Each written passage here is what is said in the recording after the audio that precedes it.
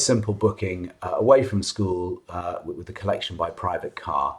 So we're looking at a test pupil, and because I'm logged in as a member of staff, I can ghost in as any parent you like in the system. So these are all test parents. So let's book on behalf of a parent, book for this parent. Shows bookings already made for that parent. So we click make a booking.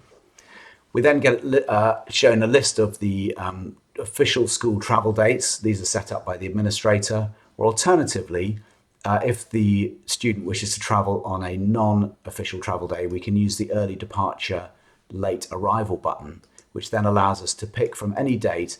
And importantly, we can choose a date in the past as well if we want to. And then we just have to say, are we returning to school or leaving school? But in this instance, I want to travel on an official school travel day. We're going to choose half term, leaving school. I've got 2 children, so I can choose either one or both of those children. If I only had one child, that child would be selected by default. When they're green, they're selected. When they're grey, they're not. We can click next. Then it says, where are you going to? It knows our home address if we are a domestic student. If we're an international student, that is going to be blank, or it's going to be the address of the guardian if there is an address recorded against the guardian. In our case, we're a domestic student. We're just going to click yes, we're going home. We recognise that as our home address. Coming from our house at school, click next. It tells me that there is a coach going to Oxford train station. And because it recognises that we might want to take the school coach, or we might want to be taking a train home, and therefore we might want to be taking the school coach to the train station. But in this case, I don't want to take the train. I just want to go straight home by car. So no, thank you. I'll travel another way. This next screen is important. Are you stopping en route? In other words, if I was taking a train, then I would be going with stops, because I'd be going probably walking or taking a car to a train station, then taking the train to another train station, and then going from that train station to home. So that would be with stops. But in our case, for this example, we're going to go straight there by private car. So we can just select a private car. I could have chosen a taxi. I could also choose a school coach if I change my mind. But a private car is what I want. And it defaults to the time that school finishes on the travel day.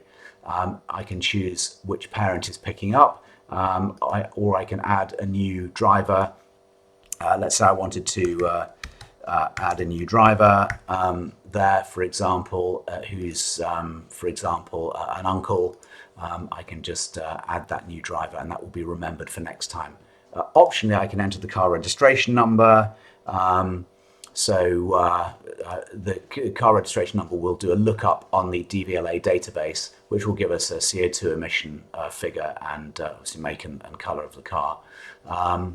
And for future reference, a CO2 audit might be interesting. So this may be mandatory in the future if needed. Just click next, and that is my journey booked. So that was a very simple from school to home by private car. The parent can also enter any notes about the booking if necessary.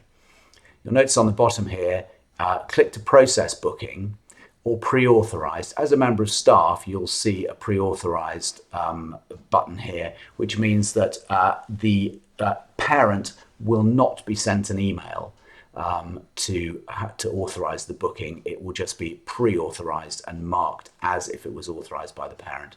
So if you have a parent on the phone and you just wish to get on with making the booking and not worry about sending the parent an email to authorise, you can pre-authorise.